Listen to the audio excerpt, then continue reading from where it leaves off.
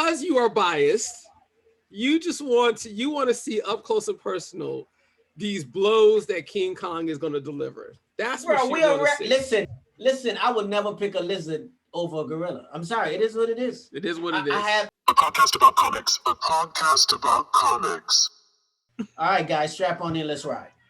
All right. So the first up I want to talk about is the Godzilla versus Kong trailer. And I think it's the biggest and the baddest, and I think we should start folks off. It is with the biggest and the baddest. It is the biggest and the baddest. So first of all, I have been quietly impressed with what they've done with Godzilla, because it feels I feel like they don't do a whole lot of marketing for it, but they give you straight raw action, and they actually give you a good story to go along with it. What are your thoughts as far as that goes? I think they've been doing a great job with the Godzilla mythos, for the last decade. I think how many Godzilla movies we got? 2 or 3? This will be the third of that generation. This will be the third, right? Of this series, yeah. Okay, and we had gotten, I think it was one of the King Kong, Skull Island, yeah. Now, real quick, they did a Godzilla movie that wasn't really like to the mythos with Matthew Broderick. What did you think about that film? Now keep in mind, that film came at a time where there was a complete void of anything Godzilla. Correct. So at the time, we had got something Godzilla, and that was good. Mm-hmm. As far as movie-wise go, it was a bit weird. There were things that I didn't like. Yeah. Well, it was more like having a dinosaur running through New York as opposed to Godzilla. Yes. Extra large dinosaur. An extra large dinosaur. The babies was more like, dinosaur. Which they were like velociraptors. Yeah, man. And they weren't behaving like Godzilla. But again, it was something that we had to warm ourselves up to. Yeah. But then when they came out with the first one of these series, I was like, now that's how Godzilla's supposed to be. Yeah, matter of fact, I think Elizabeth Olsen, Wanda from the current WandaVision, was in there with her twin brother. They were playing husband and wife, I think it was, or boyfriend and girlfriend, something along those lines. I do not remember her even being in the movie. Yeah, she was working in the medical field. Okay. Yeah, I think it was great for what they did and what we had. Mm-hmm. When they dropped that, mm-hmm. and I felt like, as far as epic proportion, it was Godzilla. What we had got with Matthew Broderick, I think that was very somewhat cheesy and campy, but during that time, it was what worked. When we got this, the scale of Godzilla, the impact of Godzilla, how raw he was, and also how important he was. Like, when you look at those early versions of Godzilla from the 80s, I don't know if it was in the 70s, but I know it's definitely in the 80s.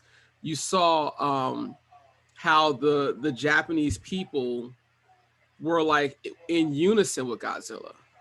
Like, mm-hmm. I won't say it was a partnership, but there was a symbiotic relationship there. Yeah. The Matthew Broderick one didn't have that at all. It did.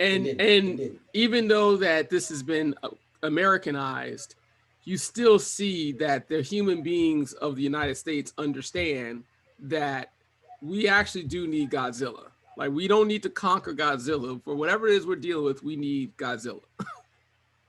However, because we are in the age of Titans, because that's how they have, Godzilla and all these creatures labeled as Titans. Right. In the scope of the Titans, Godzilla, we are Godzilla's pets. However, in this movie, Godzilla versus Kong, it's not that at all. Yeah. It seems like he's attacking his pets, or he's attacking human beings, which, either way that you look at it, it's going to be amazing. However, and I have to say this, I am Team Primate. Of course you are. Of course you I'm are. rooting for King Kong all day. Well, I mean, it looks like this movie is going to be designed for the audience to root for King Kong. That's what it looks like, at least on the trailers. And it looks like Godzilla is the antagonist. So if that's true, But is he the true bad guy? Because I I don't believe know. that. Yeah, I know. I don't, and here's why. And I'm gonna break down this trailer here for you in a second. I believe there's another bad guy here. I believe there's another Titan that we just haven't seen. We've seen some in the trailer. We've seen Kong on Skull Island fighting these creatures or whatever. Right. One is flying into him, and he takes one and he beats the other one with, with the one that he's actually holding. But there was a certain part of the trailer. Folks are running down, going down into the subway, and you can see the creature moving above in the little opening at the top of the staircase. Okay. And that creature looks like it could be partially or partial, some kind of, the creature has hardware, like it could be a machine, almost like Mecha Godzilla. Okay. And so you're theorizing that there's human intervention with a particular Titan, could be Godzilla, could be somebody else, but there is human controlled involvement with this variable. Okay. Here's my thing for you and I, because we have pets, right? Yep. Okay. If your dog is your dog, does your dog turn on you? No. If your dog it depends on how much stress the dog is under, because the dog might be under so much stress that he feels cornered and he's defending himself. And he lashes out. He defends himself, right? In this situation, if we are pets to Godzilla, we are insects compared to Godzilla, right? Why would he turn on us? You see what I'm saying?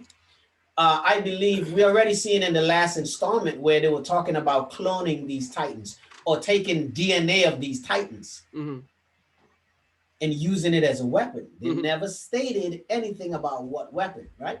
Okay. So we see this installment where now Godzilla is turning on humans, attacking humans, whatever.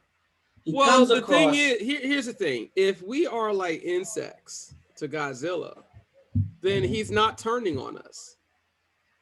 Correct. He's just doing what he does. And humans could be in the way.